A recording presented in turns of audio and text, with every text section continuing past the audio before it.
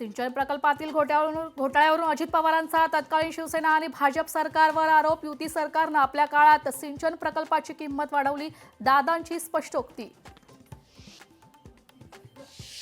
महाराष्ट्राच्या मुख्यमंत्र्यांना वडापाव आणि झुणका भाकरचा द्वेष, फडणवीसांच्या वक्तव्यावरून सामनाच्या अग्रलेखातून टीका।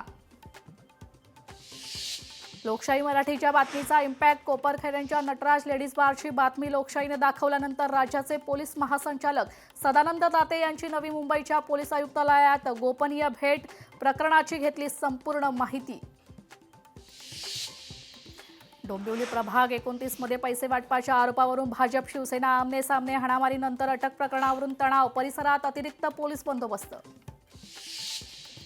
भाईंदर पश्चिमेत शिवसेना भाजप कार्यकर्त्यांमध्ये तुफान, हाणामारी, गुन्हा दाखल न झाल्याने भाजप आमदारांचा पोलीस ठाण्याला घेराव।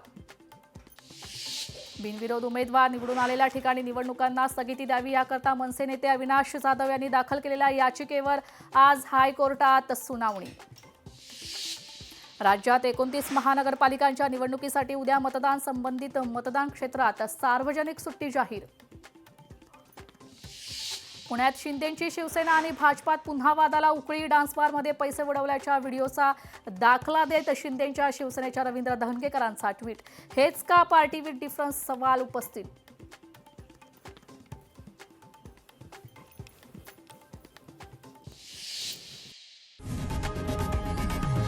लोकशाही मराठी ऐका, पहा, जागरूक रहा।